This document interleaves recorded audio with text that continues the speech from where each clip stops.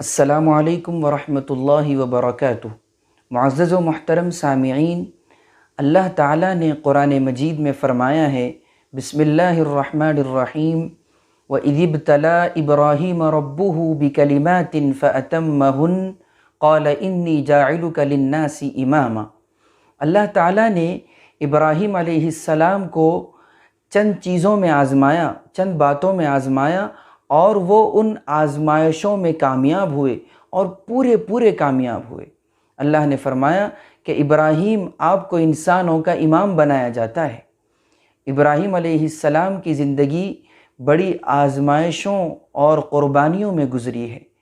ایک جگہ اللہ تعالیٰ نے ابراہیم علیہ السلام کی شان کو اس طرح بیان کیا کہ وَاتَّخَذَ اللَّهُ إِبْرَاهِيمَ خَلِيلًا، اللہ تعالیٰ نے ابراہیم علیہ السلام کو دوست بنایا ہے۔ ابراہیم خلیل اللہ ہے، اللہ کے دوست ہیں۔ حضرت ابراہیم علیہ السلام کا یہ لقب کہ خلیل اللہ۔ حضرت ابراہیم علیہ السلام پیدا ہوئے ایسے گھرانے میں جہاں پر توحید کا کوئی تصور نہیں تھا۔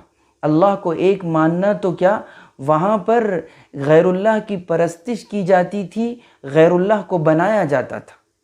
لیکن آپ حق کی تلاش میں رہے اور آپ کو معرفت نصیب ہوئی، اور اس کے بعد لوگوں کو حق کی دعوت دینے لگے، ایک اللہ کی بات بتلانے لگے کہ اللہ ایک ہے، اس کے علاوہ کوئی معبود نہیں۔ اس بات کو لے کر لوگوں کے سامنے گئے، لیکن ان لوگوں نے حق کو قبول نہیں کیا۔ ہونا تو یہ چاہیے تھا کہ وہ حق کو قبول کرتے اور ابراہیم علیہ السلام کی بات کو مانتے، بجائے اس کے وہ حضرت ابراہیم علیہ السلام کے دشمن بن گئے اور آپ کو طرح طرح کی تکلیفیں دینے لگے۔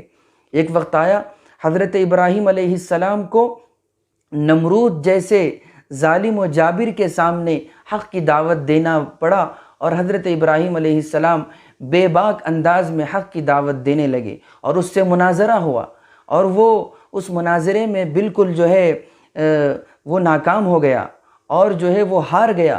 اس کے باوجود ابراہیم علیہ السلام کی دشمنی میں وہ لوگ اتنے آگے بڑھ گئے تھے کہ ایک ایسی آگ تیار کی، دہکتی ہوئی آگ، اور اس آگ میں حضرت ابراہیم علیہ السلام کو ڈالا گیا۔ اور وہ لوگ یہ چاہ رہے تھے کہ ابراہیم کو آگ میں ڈال دیا جائے گا اور اس کا کام تمام ہو جائے گا اور ہم یہ نظارہ دیکھیں گے۔ قالوا حرقوه وانصروا آلهتكم ان کنتم فاعلین۔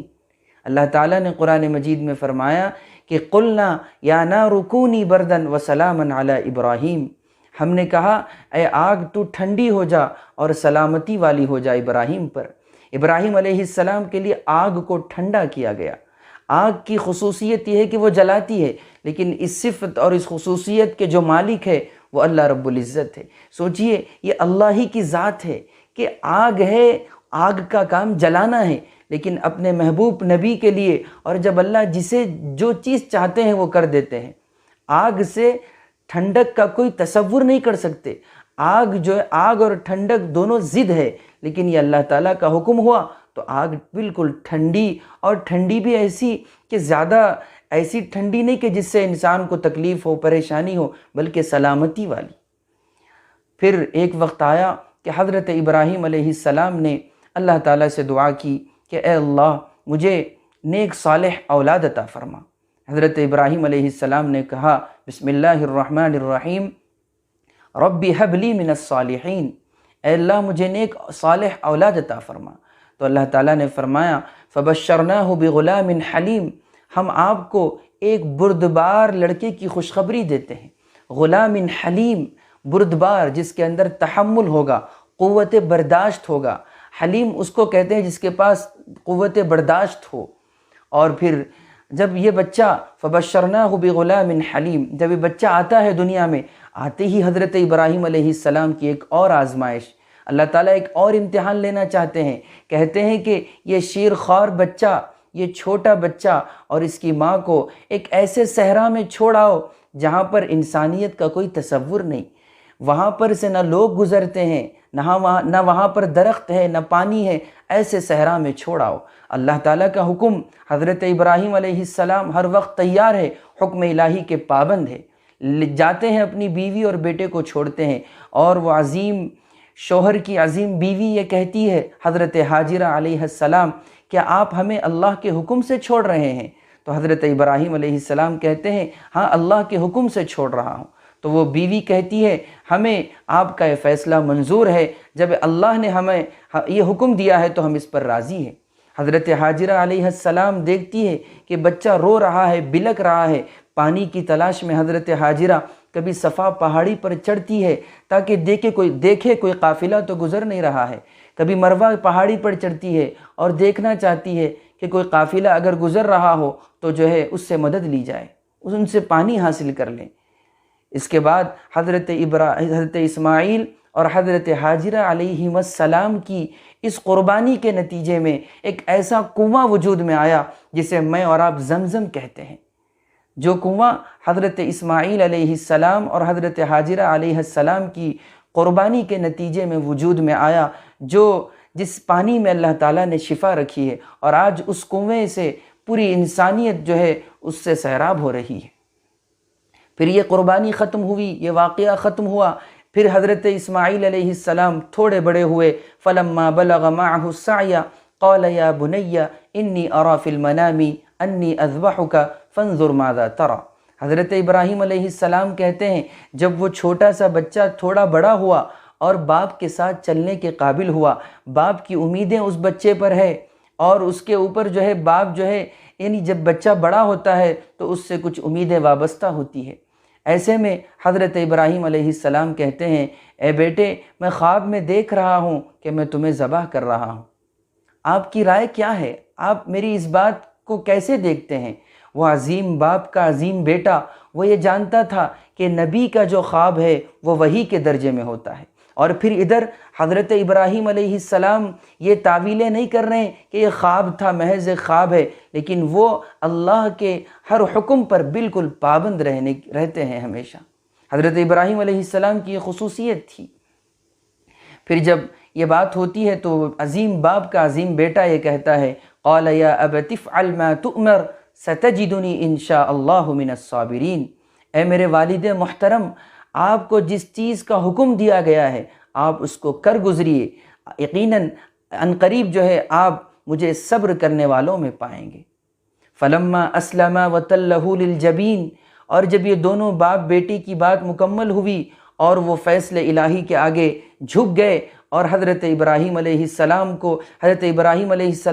حضرت اسماعیل علیہ السلام کو لٹاتے ہیں پیشانی کے بل، اور جب آپ لے کر جاتے رہتے ہیں اس وقت شیطان آ کر بہکاتا ہے، کبھی حضرت حاجرہ علیہ السلام کے پاس جاتا ہے، کبھی حضرت ابراہیم کے پاس آتا ہے اور وہ بہکانے کی کوشش کرتا ہے، لیکن اس عظیم ہستی کو وہ کیسے بہکا سکے گا جس نے بنا سوچے بغیر کسی بات کہے وہ اپنے چھوٹے سے بچے اور بیوی کو ایک صحرا میں چھوڑ کر آیا ہے۔ وہ شخصیت کیسے شیطان کے بہکاوے میں آ سکتی ہے جس نے اپنے باپ کو چھوڑ دیا، اپنے خاندان کو چھوڑ دیا؟ یہ شخصیت کیسے شیطان کے بہکاوے میں آ سکتی ہے جس نے نمرود کی آگ کا مقابلہ کیا؟ حضرت ابراہیم علیہ السلام فیصل الہی کے آگے سر کو تسلیم کیا، سر جھکایا، اور اس کے بعد پیشانی کے بل اپنے بیٹے کو لٹایا تاکہ اس کا چہرہ نظر نہ آئے۔ اگر اس کا چہرہ نظر آ جائے گا تو پھر باپ کی شفقت غالب آ جائے گی۔ تو پھر اس کے بعد جب اللہ تعالیٰ یہ منظر دیکھ رہے تھے، اس کے بعد اللہ تعالیٰ کہتے ہیں وَنَادَيْنَاهُ أَن يَا إِبْرَاهِيمُ قَدْ صَدَّقْتَ الرُّؤْيَا إِنَّا كَذَلِكَ نَجْزِي الْمُحْسِنِينَ۔ آپ نے تو خواب کو سچ کر دکھایا۔ حکم الہی کے آگے اب ہمیشہ سر خم تسلیم کرتے ہیں، آپ تیار رہتے ہیں۔ اس کے بعد اللہ تعالیٰ نے فرمایا إِنَّ هَذَا لَهُوَ الْبَلَاءُ الْمُبِينُ، یہ بڑا امتحان تھا۔ وَفَدَيْنَاهُ بِذِبْحٍ عَظِيمٍ، اور ایک عظیم جانور کی قربانی سے اس حضرت اسماعیل علیہ السلام کا فدیہ دیا گیا کہ جنت سے ایک مینڈا آیا اور اس کی قربانی دی گئی، اس کو ذبح کیا گیا۔ اور اللہ تعالیٰ نے فرمایا کہ وَفَدَيْنَاهُ بِذِبْحٍ عَظِيمٍ وَتَرَكْنَا عَلَيْهِ فِي الْآخِرِينَ سَلَامٌ عَلَى إِبْرَاهِيمَ إِنَّا كَذَلِكَ نَجْزِي الْمُحْسِنِينَ، کہ یہ ایسا عمل ابراہیم علیہ السلام نے کیا ہے جو قیامت تک کے لیے جس کا تذکرہ ہوگا۔ ابراہیم علیہ السلام کے قربانیوں کا تذکرے قیامت تک ہوتے رہیں گے۔ اور یہ عمل، قربانی کا یہ عمل، اپنے بیٹے کی قربانی کے لیے تیار ہونے کا یہ عمل اللہ تعالیٰ کو اتنا پسند آیا کہ اللہ تعالیٰ نے رہتی دنیا تک کے لیے ہر کلمہ لا الہ الا اللہ پڑھنے والے پر یہ چیز ضروری قرار دی ہے، واجب کر رکھا ہے یہ چیز ہر صاحب استطاعت پر کہ وہ قربانی کرے۔ ہر صاحب استطاعت پر الگ الگ، ہر ایک پر، جو بھی صاحب استطاعت ہے اس پر قربانی واجب ہے۔ جو استطاعت رکھتا ہو وہ قربانی کرے۔ یہ عمل اللہ تعالیٰ کو اتنا پسند آیا۔ اور پھر حضرت حاجرہ علیہ السلام کا یہ عمل کہ کبھی صفا پہاڑی پر چڑھ رہی ہے، کبھی مروہ پر چڑھ رہی ہے، پانی کی تلاش میں ہے، یہ عمل اللہ تعالیٰ کو اتنا پسند آیا کہ اللہ تعالیٰ نے حج کے اعمال میں اس کو رکھا ہے۔